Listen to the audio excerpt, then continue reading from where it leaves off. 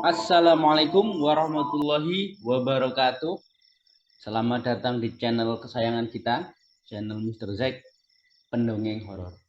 Pada kesempatan malam hari ini, Mr. Zack ingin membawakan cerita, ya, masih seri rangkaian dari Security Edition mengenai teman yang bekerja sebagai security dan mengalami pengalaman horor ketika dia berpatroli pada malam hari. Tapi sebelum kita ke cerita, seperti biasa, Mr. Zack pendongeng horor ingin mengucapkan banyak-banyak terima kasih kepada teman-teman yang sudah mendukung berkembangnya channel ini, yang sudah sudi klik, sudah sudi share, like, komen, dan subscribe. Mr. Zack nggak nyangka karena channel ini ternyata tidak hanya didengarkan di seputaran Jogja saja, ya, dari data analitik pendengar ada yang dari Jakarta, dari Semarang, dari Bandung, bahkan ada yang dari Malaysia. Sekali lagi terima kasih sudah mendukung berkembangnya channel ini. Hal jazaul ihsani illal ihsan. Tidak ada balasan atas suatu kebaikan kecuali kebaikan itu sendiri. Dan bagi teman-teman yang sudah berbuat baik, semoga oleh Allah kebaikan teman-teman dibalas dengan kebaikan yang lebih baik lagi. Bagi teman-teman yang mendengarkan tapi belum subscribe, tolong di subscribe supaya Mr. Zack pendongeng horor lebih bersemangat lagi dalam membuat channel-channel terbaru, membuat cita-cita terbaru yang akan menghidrasi rasa haus horor teman-teman sekalian. Oke, kita ke cerita. Oke, cerita ini dialami oleh seorang kawan Mr. Zack yang berprofesi sebagai security, ya, karena memang ini edisi spesial security. Sebut saja namanya Mas Wawan, ya, ini nama samaran. Mas Wawan ini bekerja di sebuah instansi sebagai security, tapi Mas Wawan ini adalah security yang berasal dari sumber eksternal, ya, kalau bahasa sekarang disebut sebagai outsource.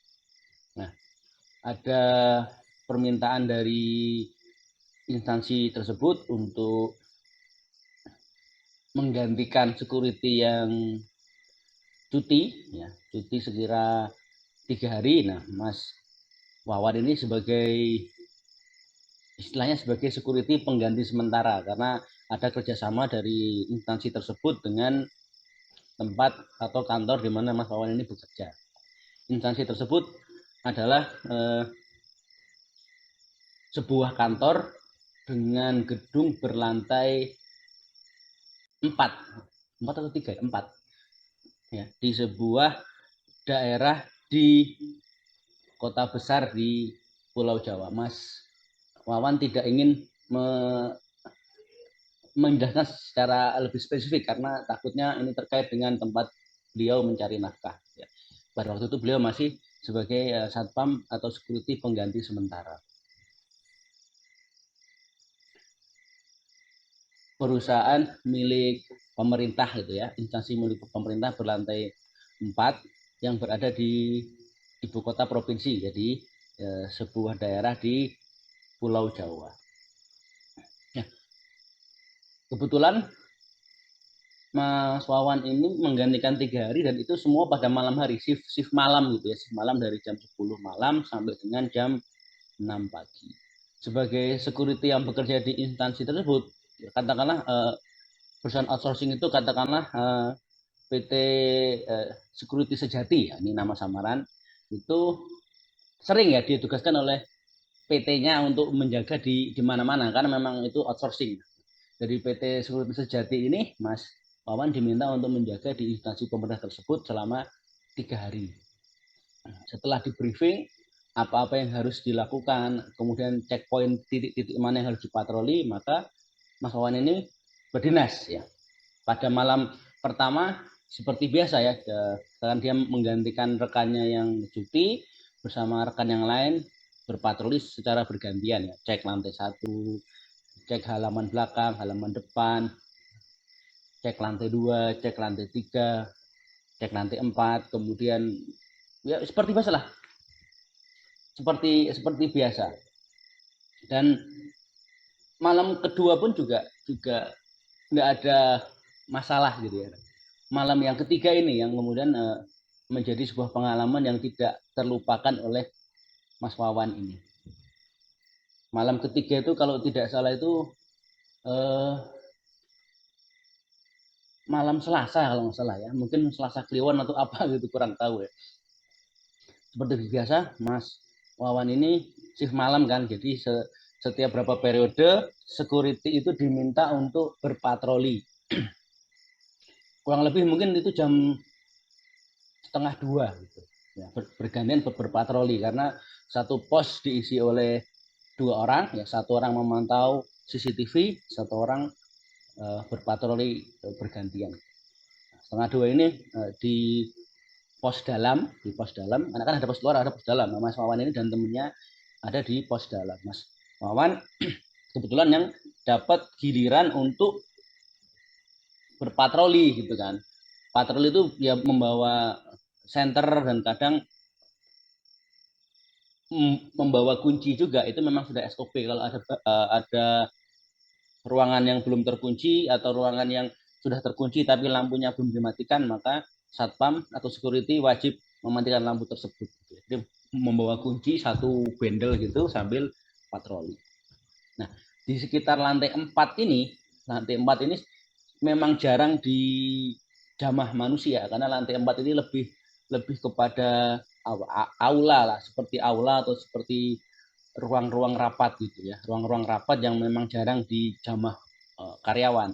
Lantai 1, lantai 2, lantai 3 itu ruang-ruangan kantor, lantai 4 itu lebih kepada auditorium, kemudian ruang-ruang rapat atau ya ada beberapa yang mungkin gudang gitu. Nah, ketika di lantai 4 ini ya, jadi Mas Wawan itu sebenarnya sudah sakit perut dari ketika akan patroli gitu. Cuman karena tugasnya harus diselesaikan, harus berpatroli, maka Mas Wawan berpikir patroli dulu lah, patroli paling nggak sampai 15 menit, nanti setelah selesai berpatroli saya akan buang air besar di lantai 1 saja, di kamar mandi lantai 1 yang memang dekat dengan pos satpam atau pos security.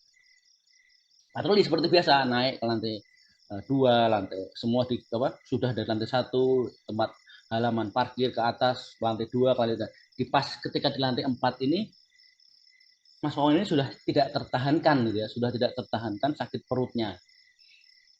Aduh, udah nggak tertahan. Nah, karena sudah tak tertahankan ini, Mas Wawan akhirnya mohon maaf buang air besar di kamar mandi lantai 4. Di lantai 4 gitu kan. Nah, ini mohon maaf ya, mohon maaf. Harusnya ketika orang buang air besar itu kan, saya mohon maaf, itu kan harusnya kan ada aroma-aroma yang tidak enak gitu ya. Tapi di kamar mandi itu ada aroma yang wangi, wangi melati. Wangi melati kan. Semua kan gelap, dia masuk kamar mandi dinyalakan, kemudian Mas Wawan ini buang hajat di situ. Harusnya kan ini bau nggak enak, tapi kok bau wangi. Mas Wawan ini masih berpikiran positif. Oh mungkin ada pengharum ruangan yang otomatis gitu ya. Kok wanginya wangi melati. Oke. Singkat cerita ketika Mas Wawan ini selesai buang hajat, keluar dari kamar mandi lantai 4 ya, mau turun ke bawah, itu kan melewati lorong yang langsung ke aula atau ke eh, auditorium ya, yang ruang rapat itu seperti melihat asap gitu. Kok ada putih-putih, ada asap. Apakah saya salah lihat ataukah mungkin ada kebakaran, ada asap putih, itu gelap karena kan memang gelap, lampu tuh hanya temaram-temaram dengan senter gitu, kok ada gelap di senter gitu tembus, berarti memang itu asap gitu ya. Semakin didekati ternyata itu bukan asap, ternyata itu berbentuk seperti, mohon maaf, seperti perempuan ya, rambutnya panjang, warna hitam, putih transparan, dan itu melayang gitu ya, melayang, dan bau wanginya dari si makhluk tersebut ya. Nah, Mas Wawan sempat sempat eh, terpana sekian detik gitu ya, sempat nge-freeze sekian detik, 5 detik kalau nggak salah, itu dia langsung lari lari lari karena memang kalau malam itu kan lift dimatikan, jadi mau tidak mau harus lewat tangga. lewat tangga lantai 3. Harusnya kan kalau turun ke lantai 3 itu kan ya. Ini perasaannya Mas Wawan tuh begitu dia turun ke lantai tangga, ke lantai 3, di tangga lantai 3, perasaan dia tuh ada di lantai 4 lagi. Loh, kok lantai 4 lagi? Karena kalau lantai 3 itu kan sudah ruangan-ruangan untuk karyawan ya, ada pintu yang terkunci transparan atau pintu kaca, kemudian di balik pintu kaca itu ada meja-meja untuk karyawan. Tapi begitu dia turun harusnya ke lantai 3, dia ada di ujung lantai 4 lagi. Loh, ini ruang rapat yang tadi, ruang rapat turun lagi gitu. Turun ke lantai 3 kan harusnya kembali ke di lantai 3 ya. Ini kembali ke lantai 4 lagi. Loh, yang di belakang itu semakin mendekat ya, makhluk yang tadi terbang transparan tadi semakin mendekat, rambutnya hitam, bajunya putih transparan. Mas Wawan ini ya saking takutnya ini dia lari dan ke lantai 3 gitu ya, tapi anaknya kembali lagi ke lantai 4 gitu. Nah, semakin ketakutan gitu, tiba-tiba ada cahaya senter dari lantai 3 naik ke lantai 4 gitu kan ya. Nah, ternyata itu rekan satu posnya, sebut saja namanya siapa ya, kita samakan saja sebagai Mas Broto ya. Mas Broto ini naik dari lantai 3, kemudian naik ke lantai 4 gitu ya. Ketika ada cahaya senter dari bawah, makhluk tersebut itu pergi dan menghilang. Mas Wawan ini sudah berkeringat, sudah nggak bisa bicara apa-apa gitu. Sama Mas Broto dirangkul gitu ya, kemudian dibawa pulang ke pos jaga di pos dalam ya. Saya kurang tahu pos dalam itu apakah di dalam ruangan lantai 1 ataukah di halaman yang halaman belakang. Oke, Mas Wawan hanya bilang di pos dalam gitu. Karena ada pos luar, ada pos dalam. Sampai di pos dalam, Mas Broto ini ngasih minum ya dari dispenser, kemudian tanya gitu ya, kamu kenapa gitu. Mas Wawan menjawab ya seperti tadi kan, dia buang air besar, kemudian ketika mau turun ke lorong melihat makhluk putih transparan, rambutnya hitam mengejar dia lari menembus makhluk tersebut, turun ke lantai 3 lewat tangga karena liftnya mati. Alih-alih sampai lantai 3, dia kembali ke lantai 4 lagi. Nah, tapi dari sisi Mas Broto ini, karena Mas Broto kan giliran dia ngelihat CCTV ya, CCTV.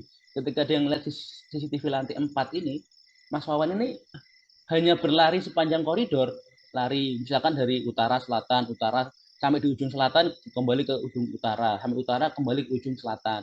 Begitu terus, maka dari pemantauan kamera CCTV tersebut, akhirnya Mas Broto ini nyusul ke atas untuk menjemput Mas Wawan yang sudah lemas, sudah berkeringat, sudah terengah-engah gitu. Di alam pikirannya Mas Wawan ini dia turun ke lantai 3, tapi kembali ke lantai 4 lagi, di ujung lantai 4. Tapi dari CCTV-nya itu Mas Wawan ini bolak-balik dari ujung koridor ke ujung tangga, ini dari ujung lari.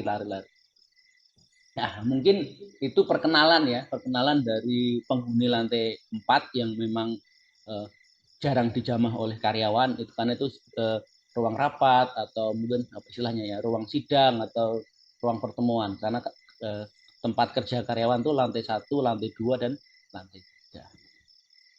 Oke, demikian cerita untuk malam hari ini. Semoga bisa menghibur dan menghidrasi rasa haus horor teman-teman sekalian. Sekali lagi sebelum undur diri, Metal mengucapkan banyak-banyak terima kasih atas dukungan teman-teman sekalian terhadap channel ini ya. Semoga tetap terus berkembang ya, nggak nyangka ini audiensnya dari Jogja, dari Semarang, dari Jakarta, dari luar pulau ya, bahkan dari Malaysia. Sekali lagi terima kasih ya bagi teman-teman yang mendengarkan dan ada kisah-kisah mistis, kisah horor ingin berbagi, Mr. Zack terbuka, ya, alamat ada di kolom deskripsi. Oke, Mr. Zack undur diri. Wassalamualaikum warahmatullahi wabarakatuh.